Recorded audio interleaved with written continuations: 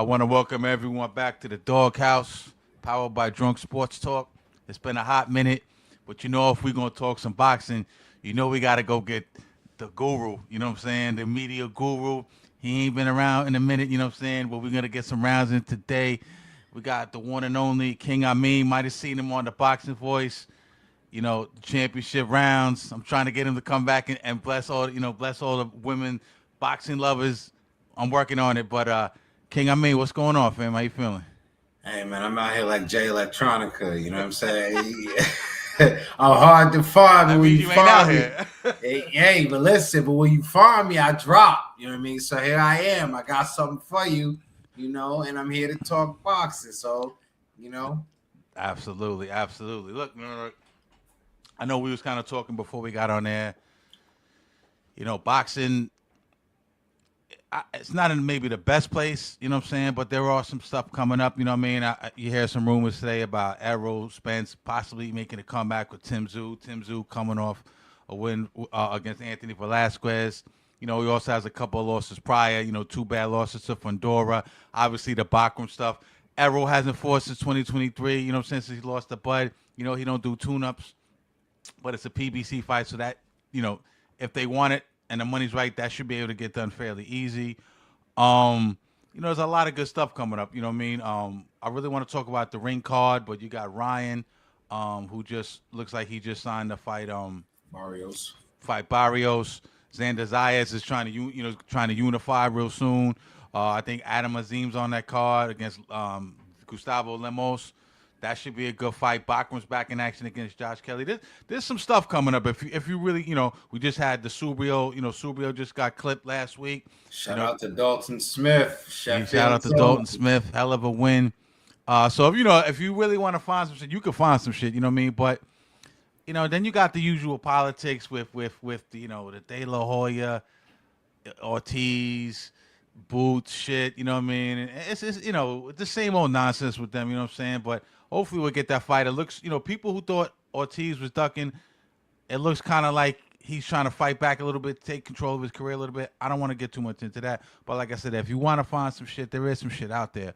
But really, since I got you here today, and I know we don't have a lot of time, I really want to talk about, the meat and potatoes of the beginning of the year in terms of, boxing cards, and that's the Ring Magazine card. Obviously, with the headliners, Shakur, Stevenson, and Teofimo Lopez. I would like to talk about the whole card. Let me not start with the main event. Let me start with let's start with the Bruce Carrington, right? Because Shoe's my guy. I'm a super shoe guy, and I got a couple of interesting angles I would like to get your take on if you just bear with me for a second. Bruce Carrington versus Castro. Let me start with this. Shoe York City, like I said, a favorite of mine. Fighting for the 126-pound strap. Finally, let's get Shushu a strap. You know what I'm saying? The belt. I think the belt was it taken off? That's a vacant belt. I think that was Stephen Fulton's belt, right? If I'm not mistaken. Stephen Fulton being stripped after he didn't make weight. I love Fulton, but he didn't look good against Foster's last thing. I'm not gonna get into that. I heard that he was hanging out with Danny Garcia in his new barber. You're hearing crazy stuff, but that's neither here nor there. Castro and Shushu. Maybe not the fight everybody wants, but it is for a vacant title. I know everybody kind of wanted to see Shushu against Inoue, Shushu at Foster at one point, but that fight, let's take that fight. What do you think of that fight? Shushu and Castro is a good fight. I think, the way boxing is now, there's kind of the rush to so Shushu is almost a victim of his own personality, and I mean that in a positive way. Mm-hmm. He's got some, good character, good media presence, a lot of great performances in, New York City, courtesy of Top Rank. Yeah. And that was some momentum he had. They were building him up. He took the leap of faith, jumped over to the Jake Paul Netflix thing, got on the opening card.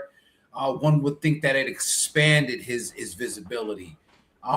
Meanwhile, his skills are certainly that, are of a contender. I think he's ready for a world title. The featherweight landscape, just gets tricky. So you still got Angelo Leo out there. Yeah. Right? Nick Ball. Got Nick Ball out there. Got Rafael Espinoza out there. So then you got, formerly Stephen Fulton, but now Shushu, inherited that title. So yeah. And Fulton's probably not coming back down, I don't think, right? No, probably not. Yeah. But here's the funny thing about that division in boxing in of itself.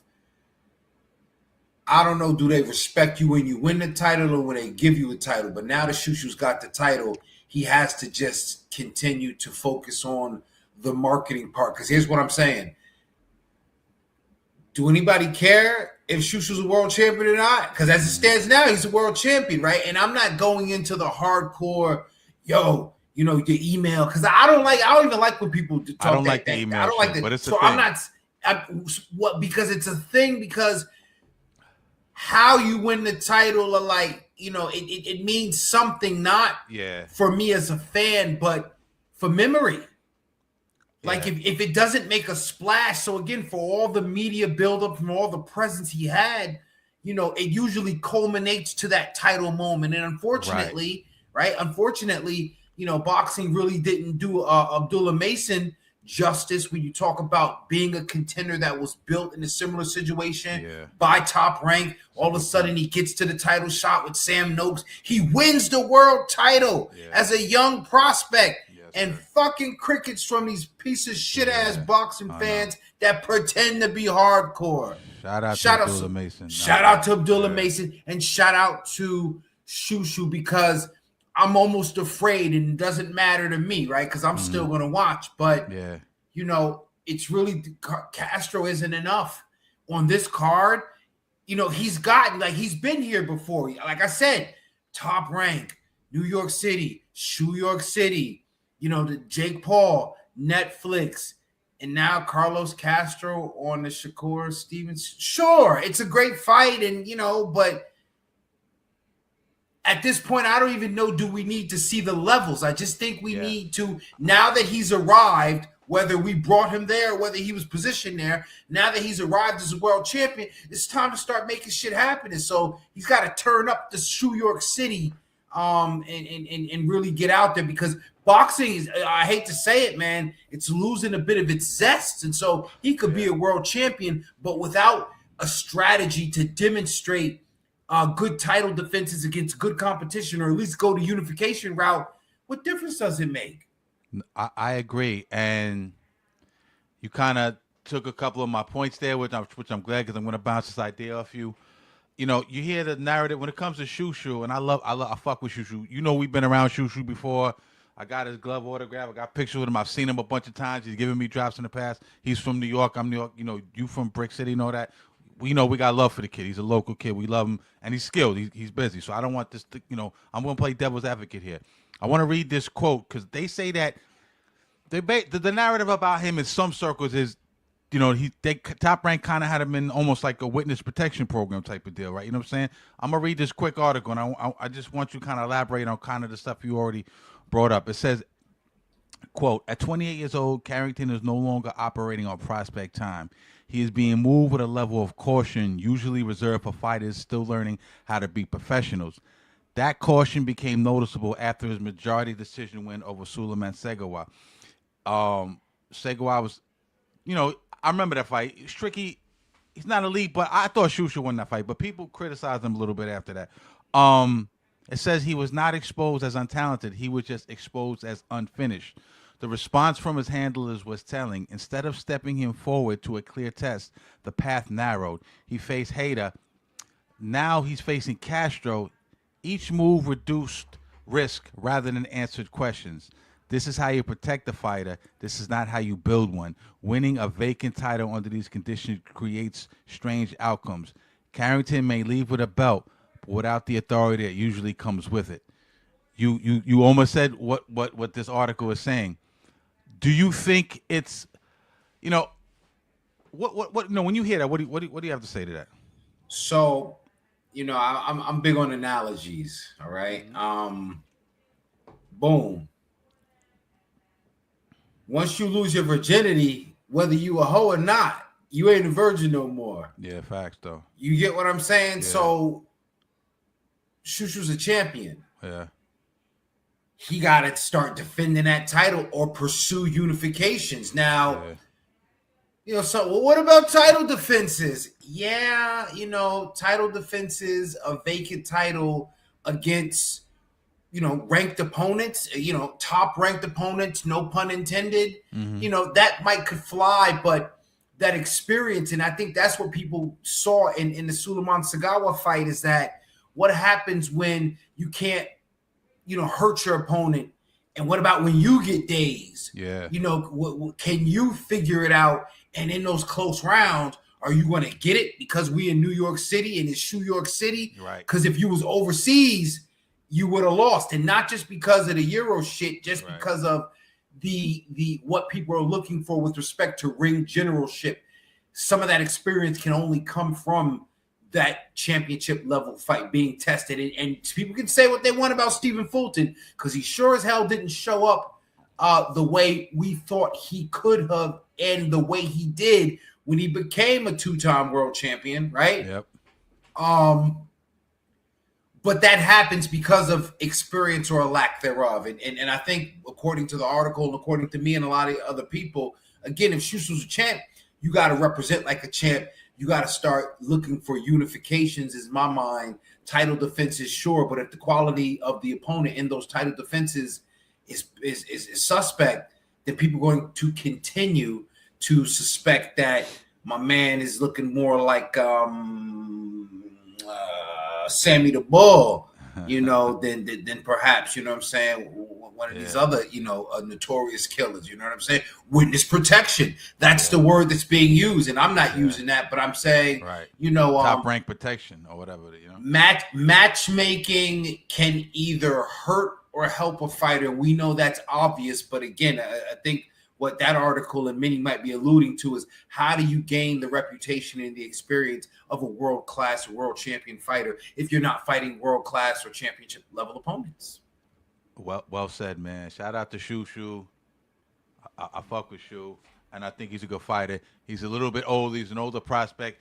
So, listen, Shu, go do your thing. You know what I'm saying? Represent for the city. Represent for the tri-state area. And let's get it cracking. But real quick, what's one or two fights that pull him out of, this protection trajectory? I think you said it earlier. Nick Ball, Angela Leo. Who else is at 26? I got one for you. Former champion, Robisi Ramirez. That's not a bad one. You know what I'm saying? Who? I'm trying to think at 26. Who at 26? Hey, give him another former champion, because right now, this is what I'm trying to say. Give them former champions. Somehow, if these former champions can work their way into title defenses, Bernardo. You know what I'm saying? That's not bad. He's the interim, right? You mentioned Espinoza. Fulton's no longer there. I figure you got Figueroa over there. He might not be a bad. Figueroa's not a bad fight. You know what I mean? And Angela Leo's a champion. Angela Leo, but listen, if you're gonna fight for this vacant, right? And you're gonna give up the interim and get the regular WBC strap, like you said, let's unify, man. I'm a unified dude. I like unify. Go fight a Nick Ball. Who else is champion over there? Angela Leo. Get the IBF unified. That's my whole thing, man. Let's be great or move up. You know what I'm saying? We always wanted to see Inoue, maybe an Inoue. You know what I'm saying? I don't know. You know what I mean? But you definitely got to get them some big name fights. They moved them along. They've been moving them along pretty good. But like you said, now it's time to get some marquee names and show motherfuckers what he's got. And I think the names we mentioned are probably the biggest fights for him at 26. I would think, right? I agree. Let's go to another fight in this card, right? This is my guy too. You know what I'm saying? I think what I'm talking about. Another, Keyshawn Davis. I fuck with Keyshawn, a silver Olympic medalist. Another cat I got a super high opinion of. Top ranks, built him very well. He moved from prospect to champ, pretty quickly after beating Baranchek for the lightweight strap. He's had some good wins along. Baranchek has had some good wins along the way. The Gustavo Lemos fight, the Pedraza. So he's been in there. Baranchek's been in there with some guys. So that was a credible win. Keyshawn's a guy been around a little bit. I like his spirit. I like his fire. You know what I'm saying? That night we was around, we was around him. It was funny as shit. He's gotten to a little bit of shit. Last time out, he missed weight, got stripped right before the De Los Santos fight. A fight I really wanted to see. You know what I'm saying? Because it was a common opponent with Shakur. Although we know him and Shakur is not going to fight, but I kind of wanted to see. It's kind of like a litmus test a little bit to see where he was. How would he reacted to that style? They say Shakur ran against common opponent with Tank. What you mean? Common opponent against Tank. Come on now. Right, you know what I'm saying? I would have liked to see former world champion, right? So, I think former world champ. I think he would have stood in the box with De Los Santos. Either way, that fight didn't happen, right? We know about the whole brawl thing backstage with his brother and what's my man name? Albright. Yeah. You know what I'm saying? I don't even want to talk about that. That's over and done with. Looking at him now, he served this little, unofficial suspension. They kind of put him on the shelf a little bit. He's back. Every time I've seen him on interviews, whether it's Ring Magazine or Fight Hype, he seems re-energized. He seems refocused. He was a man of God. He seems positive. And I think he's ready to rock. You know what I'm saying? And he seems like a nice guy. You know what? I mean, he seems like he's matured. I like he. I think he has the potential to be one of those guys in boxing if he just keeps his shit together. You know what I'm saying? He does. I heard somebody say something about him the other day. And they described it perfectly. He's not great at one thing, but he's good at a lot of things. You know what I'm saying? He's not the fastest, but he does have speed. Doesn't have the most power, but he does have power. He's got a really good IQ. So when I heard that he's fighting his brother, Jermaine Ortiz, I said to myself, okay, yeah, they think he's ready. You know what I'm saying? Ortiz is no slouch. When I originally heard this fight, I think it was supposed to be Richardson Hitchens fighting Ortiz. Then he wasn't fighting him. Then I think Keyshawn and Richard Hitchens was gonna fight. I don't know exactly how it went. It winds up Ortiz and Keyshawn, and I say to myself, "Wow, this is a real fucking test, man." I think Ortiz would have tested Hitchens as well, right? We know about Ortiz, hell of a fighter. In my opinion, beat T.O. I think he beat. I said that when it happened. This is not just hindsight. I thought he beat T.O. I thought he has a case. That you could say he beat Loma, or at least, had a draw with him. Beat Albright, beat Jamal Herring, all quality fighters. He had some trouble with Adorno. Adorno's tricky, he's powerful, right? But he's a talented fighter who a lot of guys stay away from because there's a lot of movement, good footwork, good hand speed, real ring IQ. He's not a guy that guys just want to call out. You know what I'm saying? He's not a guy you just want to get in the ring with because of his style and his, and the Tom and Jerry supposedly shit. So props to Keyshawn first and foremost, right? When you heard about this fight, what was your thoughts, and who wins this fight in your opinion? I got Keyshawn winning this fight because I believe Keyshawn is the more talented fighter, and he's on the upside versus Ortiz is he's at that point where he's not on a decline, right, but he's certainly gatekeeping, and I say that as respectfully as possible. Okay. Yeah, absolutely. Will he get title shots? Absolutely. But it will be by the virtue of matchmaking of people that think he's on the downside versus, or at this point, versus people that they got to see where he's at. Look at where Ortiz at. Respectfully, he was gatekeeper at 135, right? Yeah. Now he's up at 40, and he's gatekeeping as well, right? Yeah. If he ends up at 47, he'll have some gatekeeper tendencies as well, meaning, he'll get a win at 147 against a mid-level opponent, and then when they're bringing Shakur up to 147, guess who Shakur's going to fight? Right. Jermaine Ortiz. So Jermaine Ortiz, I'm not setting him up to lose this fight because I think less of him. I just think that when he's paired against that upper echelon, he doesn't close. And it's not his fault. That's what makes him a credible gatekeeper. That's why it's more of a respectful position in the title for him to be in. Again, as far as the fight, I think as far as Keyshawn, forget about the fight because Keyshawn is what makes this a fight. Remember, we know what Jermaine Ortiz is. He's the test, right? Right. Keyshawn, man, he could be a lot of things. He could be hell. Let's keep it funky because I don't be on duck time. Facts, though. He could be Adrian Broner too. We see where Adrian Broner's at in his career too. And if you don't pay attention, damn, you like that? Damn, Listen I to don't what think I'm you would go saying. down that path. Listen to what I'm saying. Yeah, Why yeah. not though? Because it starts with legal problems. Right. Now, thankfully, he ain't have no legal problems after they jump homie. You know what I'm saying? Like again, you ain't got to talk about, but I'm gonna talk about it because now we have fighters that do dumb shit when they're young and they recover. Remember, we got Shakur on footage, in the famous parking lot, footage, but look how young he was. Yeah. You know what I'm saying? You can tell by the way he was throwing his little mitts. Yeah. and I want to hold Keyshawn a little bit more accountable because again, Shakur at the time was young. At this time, Keyshawn, he was already a young dad, but there's certain things I gotta hold you accountable once you step into that realm. So Indeed. Leaving Bomac, because he said he learned all he could. Who's he with? He said he's starting his own. Yeah, I tried to look it up. I couldn't find who's his trainer? Who's his cornerman? Who's his? I don't have a name. Strength and conditioning guy. What's the team like? You don't know, right? If he in Virginia, he need to go holler at Nerdy Boxing over in Fredericksburg. He need to holler at my peoples because I don't know who the fuck he with. I lived in Fredericksburg. I don't know that spot, but shout out to all my Virginia niggas. Go ahead, yeah. But you see what I'm saying? So granted, I respect what. So and I just got a little bit of question, because I don't. Keyshawn strikes me as the kind of young man. If you surround him with positivity and good support, he's going to be just fine. Yeah. I don't know where the positivity and good support is because I can't identify it. If he think he good, that's good for him.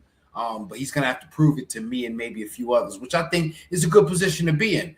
Yeah. I don't think anybody is shaming him, and I don't think what I'm saying is negative. I'm saying man to man, adult to adult. And if you want people to become a fan of who you are, a fan of your style of boxing, and a fan of your career, pencils have erasers, and we know Keyshawn made mistakes.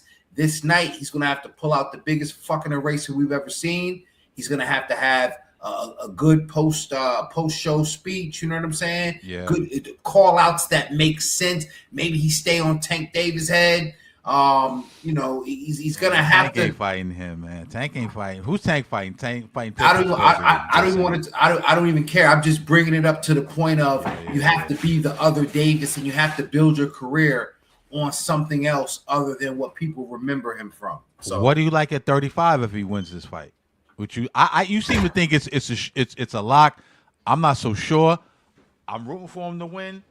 I could see. Is this fight at 35 or is it at 40? This is at. I thought it was at 40. I think it is at 40. Yeah. So this is what I'm saying, and that's that is so maybe too. This is a factor because the fact that he used to indulge in cannabis leads me to believe he's quite cerebral. He's an overthinker, right? Mm-hmm. And maybe the pressure with Top Rank and the idea of. Maybe I do got to fight Shakur if we both going to be at 135. I don't want to have to move up to 140 or that. And now they have a little bit more finality between the two of them, right? Yeah. Like, look, I'm at 140, but shit, Shakur is like, I'm taking fights wherever. Shakur is going to take fights, between, 35 and 147 within the next few years as long as they make sense. Yeah. Taking fights, I don't necessarily think for titles. If there's a title involved, sure. Keyshawn is going to have to establish a championship legacy. So he's going to have to hang around in the division. And he says he's going to 47 though, but I think that's not without fighting Richardson Hitchens, because Richardson Hitchens has been making some weird decisions about who he's going to fight, and to fight a contemporary, a fellow slick black fighter, if you will, it will give us shades of Hagler and Hearns, or Leonard and Hagler, where two black fighters, young fighters in their prime, faced off because they had to instead of avoiding each other in a particular division. So Keyshawn, again, I'm not saying it's a foregone conclusion. I'm just giving him the advantage of being the younger fighter. I think he's a little bit more raw talented, might have a little bit more pop. Again, don't do nothing exceptionally well, but he does everything very, very good. Meanwhile, Ortiz, his footwork is exceptional. Great counter puncher, but sometimes the footwork and the waiting to counter leaves him behind on the scorecards, or doesn't give him credit for some of the ring generalship. And not sure he has enough pop either in that. You know what I'm saying? Riddle got 380 power. He's 380. Yeah. Let me ask you this. Mm-hmm. He's fighting this fight at 140, right? Mm-hmm. He's fighting his fight at 140. Says he wants to move up to 47. Shakur is fighting his fight at 40 against Teo, right? And we'll get to that in a minute. But let's say they don't want to fight each other. It looks like they're trying to, position themselves in different divisions so they don't have to have that pressure because they boys. You've seen them together, on the 24/7 or whatever the shit's called now. You know what I mean? They're hanging out, doing that, whatever. Sure. And I like that. What if I don't know if Key can make the weight still, but 35, man. You mentioned Tank Davis. You got Mordecai as a Payda. Dudes like 35 is stacked. Dudes like Cruz, Abdullah Mason. You mentioned Floyd Schofield. He beat Baranchek, whatever. But Sam Noakes, Lucas Body. Like, if you can make 35, there's some names down there you can get busy with. You know what I mean? But Keyshawn is not making 35 no more. You don't think man. so? I doubt it very seriously. Okay. I doubt it very seriously. He's taller than Shakur. So I feel like his weight is going to carry different. And I just remember, listen, Ray Savage had problems staying at 126. He's at 130. We don't know how long he's going to be at 130. He's flirting at 35. I don't know if you see him on Twitter lately. Because, again, listen, you got to be Latino or like a little Guyanese nigga to be a grown-ass man in less than 150 pounds. Like, like, you know what I'm saying? A black man, I'm trying to tell you. So I think, there's room for both of these guys to say, yo, I'm going to jump up to 47 and take a fight. Or you go to 40 and take the fight. But I don't think they're going to be, in the same division at the same time. And I think there's enough room. I think Shakur's got more than enough room to go up to 40 and come back to 35. That's the guy. I think he said he was going to do that too. He didn't say he definitively leaving 35. No, he got work down at 35 for that's sure. That's the guy that'll clean out 35, and he can wait until whomever is doing whatever. But I feel like Keyshawn, like I said, he's got more reason to stay at 140 and to hang at 140 to 147. You know what I'm saying? To trying to go down to 135, I don't think that's a good idea. Yeah, you got, he's been linked to all these fights. Like you said, at 40, Hitchens seems to be the fight. Like you said, that would be a great fight. You saw the little interaction with them. Teo's an option. Teo might stay at 40. Matias is kind of off the ball right now, but we'll see what he does. You know what I'm saying? Doubt Matias would take that fight anyway. Look, he looks like a rebuild. Puello. Dalton Smith at 140. This is what I'm trying to say. He's hot right now. Even somebody like, what's my man's name? The brother, Gary Antoine Russell. Somebody like that. You know what I'm saying? So there's work at 40. I don't want to see him go up to 47. You just mentioned Adam Azim, right? Yeah, He's good. He's still a little wet behind the ears, but no doubt. But that's a great fight for Keyshawn. Do you understand what I'm saying? And it's a great international opportunity, right? To get some of that exposure, right? Yeah. So we're talking either the Dilton. So if he beats Keyshawn, right? Now the weird thing is, right? You could have something where Shakur, I don't know if Teal's 140 belts are on the line, but he gets them belts and he just said, fuck it, I'm gonna vacate. Yeah. But he wait to see, what Keyshawn gonna do. And they wouldn't fight, but leave it in a position to where, hey, Keyshawn's fighting for a vacant if they can make it happen, because Eddie pulled some strings. I think 135 for Keyshawn is a no-go, and 140 for Keyshawn is the future. Him and Hitchens, him and Dalton Smith, him and some of those guys. I agree with you. I don't want to see him up at 40 right now. Let Devin them do their thing up at 40. You know what I'm saying? We're gonna talk about Devin in a second. Real quick, I want to get to these last two fights in this thing, and we'll just be brief. We'll do like a speed round. We did Keyshawn. This fight is interesting to me. I like this fight at 160. Austin Ammo Williams, Carlos Adames.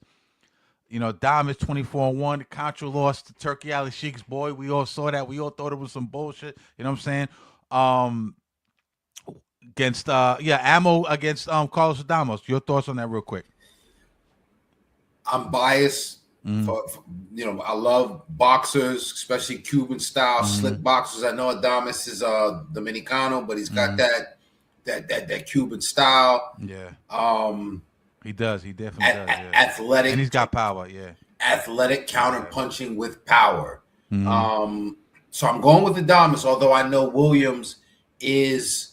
So I know Williams, he's fighting with that vulnerability. Like I done already been touched. I done already been hurt. So I don't give a shit no more. Yeah.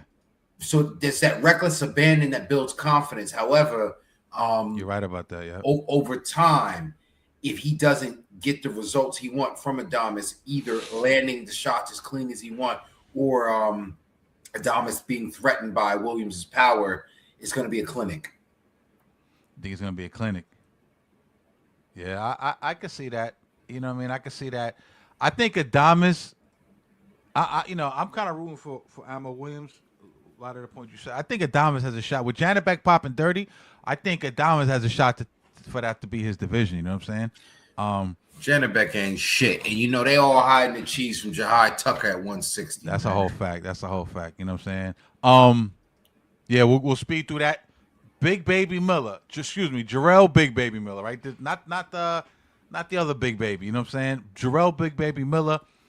We haven't seen him in a minute. He's had some lackluster performances in the past. The PD issues. He's a really good fighter. He's an extremely likable guy. He's charismatic. He knows how to sell a fight. He talks a lot of shit, right? He had the draw with Andy Ruiz, lost to Dubois. He's back in the ring.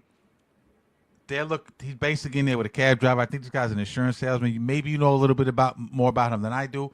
Samuel Tete or some shit like that. Yeah, I don't know too much about him, but he's pretty much an Uber driver. I think I heard a Big Baby say he's like an insurance salesman, some shit. They're putting him in there. He's a little bit older in age.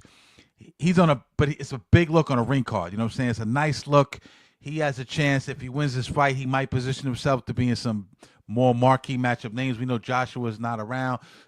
Potentially a Wilder. We know Wilder and looks like maybe Usyk might go, might get it popping. You have a Tyson Fury there. He might be able to get a big money fight or two if he looks good in this fight. Real quick, your thoughts on this? More predominantly on Big Baby Miller's opportunity than really the fight itself. Shout out to Big Baby Miller. Shout out Brooklyn in the house. Brooklyn in the house. Bayesian homie. He could talk shit with the best of them. No doubt. I respect that he sat down. They sat him down, the whole PD scandal years ago, and he's revitalized, for the most part. He's made his presence known on the heavyweight scene. It's good to see him back, but I don't know what this match does for him, except make him some money. I'm happy to see him get away from Salita's fucking grubby hands, but other than that, you know what I'm saying? Like, you know what I mean? Shout out to, you know what I'm saying? Shout out to the big Aki. No doubt. No doubt. Yeah, shout out to Big Baby Miller. Good look for him on the card. There's some prelims and some other shit going on. We don't really have the time to get into it. I want to get you this last question before you go. We heard recently Barrios Ryan Garcia fight finally announced, right? The welterweight division, in my opinion, is starting to have a little bit of life in it after, the guys who held it down for a decade plus, and like Thurman, Porter, Garcia, Arrow, Bud. We know the names. You know what I'm saying? Mm-hmm. The new players are different guys. They're guys like Stan Jonas, even though he lost to Boots, Conor Ben, Curiel, Polanco, Liam Paro. Guys like this, Santillan. Can't forget Brian Norman Jr. Shout out to Senior. Hold your head, brother. But the champs. They're Barrios. They're Barrios. Ryan has a chance to get that strap from Barrios. Lewis Crocker, Rowley, and Devin Haney, right? I'm a Dev guy. You know that. I've always been a Dev supporter. You know what I'm saying? I never jumped off that train. It was a little bit difficult for me when they fought Norman, because we had Norman on the show, Norman Sr. Really I don't good know why guy. that was difficult for you. I mean, in terms of rooting-wise. Yeah. I know who's going to win, but, I root for Dev, but I got to know Brian Norman Sr. a little bit. I still talk to him a little bit here and there in a text real quick. He's a really nice guy. So, I was like, damn, I fuck with Dev, but I like Brian Norman a lot. I got love for them. So it was, whatever. But like I said, I'm a Dev guy. Dev to me is the best in that division. We got the Ryan Barrios. He's busy. What I'm trying to ask you is who's next for Dev, because Ryan and Barrios, they're busy, right? Rowley basically says he wants no part of Dev, and he's been saying that shit for a long time. PBC got him in some protection program. They don't want nobody to go in there and snatch the belt. Same thing with Lewis Crocker. Eddie Hearn would probably want like a 3-fight deal with Dev to even think about that fight because he doesn't want Dev to stroll into matchroom and snatch that belt and leave. We know Eddie's a former promoter of Dev, you know what I'm saying? But they have a little bit of friction now. I thought they were a good match, but Devin, Bill, they move like Canelo, you know what I'm saying? I sign here, I'll grab this here, I'll grab that there. They not being held down or locked into no bullshit. That's good, but it's also bad in terms of them getting fights, you know what I'm saying, especially in this climate. If you're Devin Haney, what's the play right now, 47? Unifications. It forces somebody's hand, right? Yeah. And if that don't work, then I'll just take the Mando, right? Now, who's his Mando? Let me look that up. Yeah, let me find out what his Mando is. If I took a wild guess, I would just say Puello, but I could be totally wrong. I think you might be right. At 47, right? 54. 47, his Mando is 47. His man, Jack Catterall. Jack Catterall. Yeah, okay. No, listen, so nobody wants to see that fight. Yeah. Right? However, Catterall's coming off a win over Rougarou, right? Yeah. I don't want to see that fight. Nobody want to see that shit at all. That shit is boring as fuck. Now, Dev's got all the chips because 140 can't move without him. All those guys can pretend to fight each other in competitive fights, but the reality is Devin is the marquee. Devin is the former, undisputed champion. Devin is, what is he working on? These 3 divisions now? Yeah. 3 division champion. Come on, man. Devin is the guy. Devin is the guy in the division. So everybody gotta, and so this is where the complex nature of where we're at, stall him out, Debo. We don't know how long it's gonna take unless you, like you alluded to, unless he signs to a 3-fight deal. We don't know how long it's gonna take for somebody to step up and get a unification. But that's the route to me. Unifications. Mandatory title defense.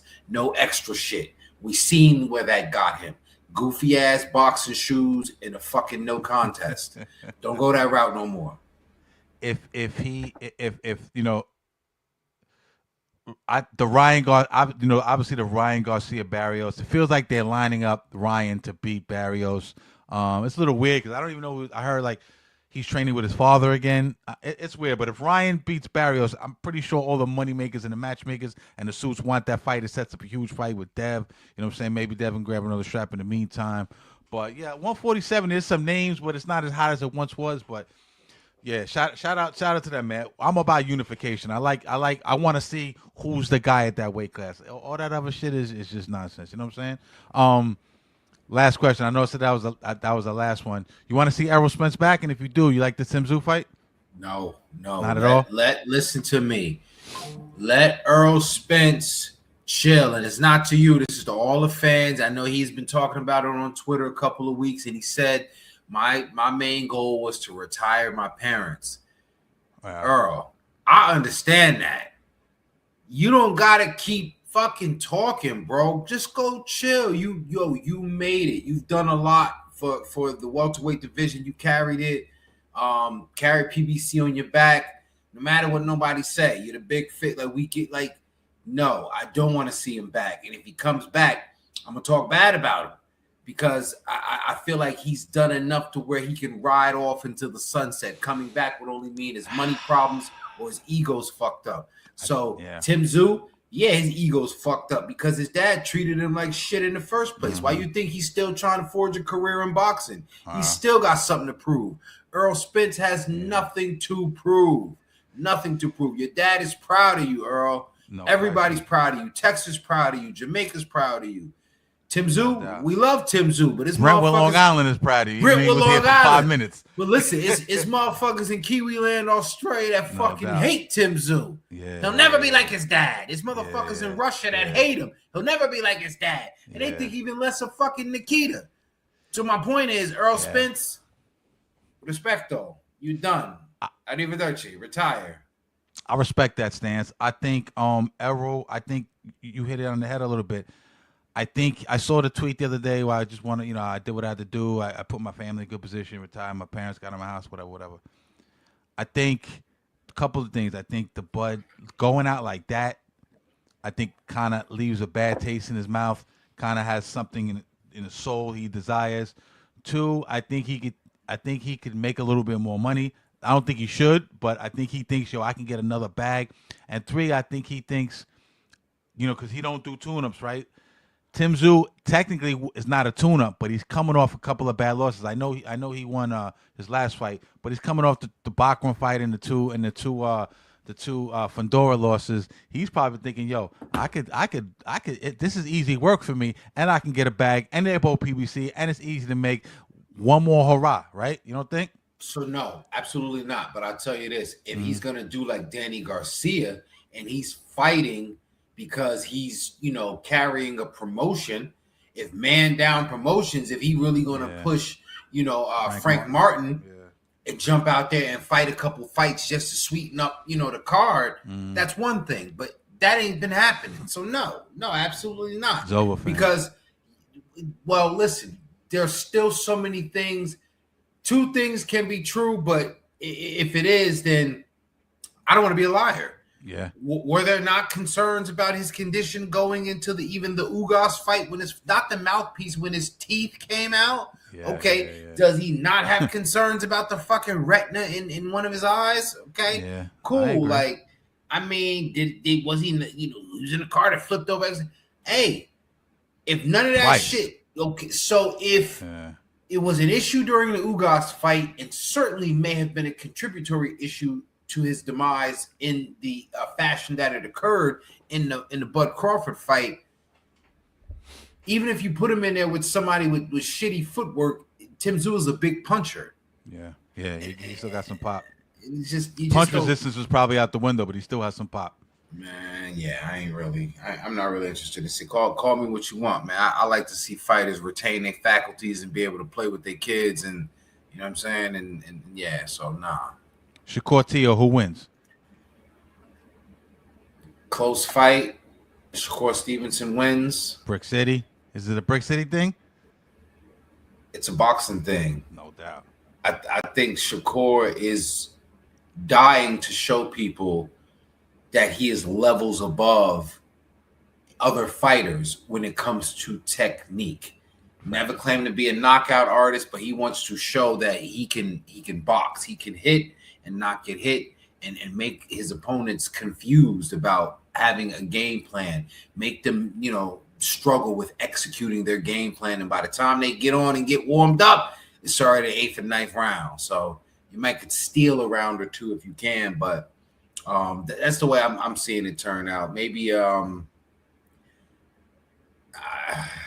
some people are gonna say the split, but it's gonna be like 7-5. 7-5. Clear. It's gonna be clear enough. It's gonna be clear enough. Nobody touches the canvas, but it's gonna be pretty clear.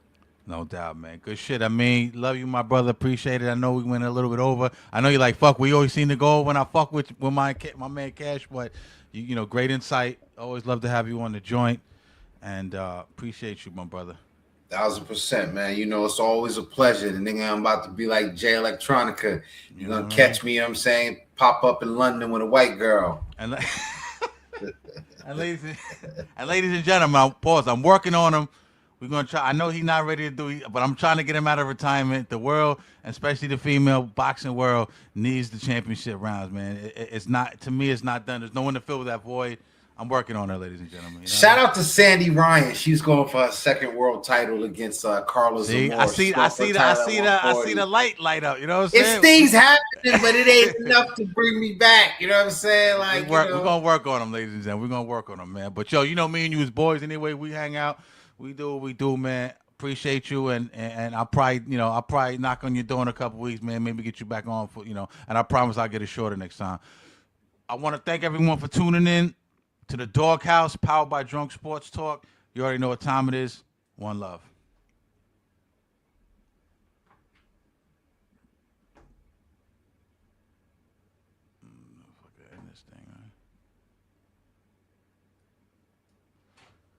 Going on? I gotta edit this part out. My fucking mouse just died on me.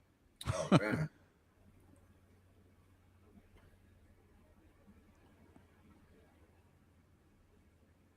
Yo, fuck, my fucking mouse just died. All right, here we go.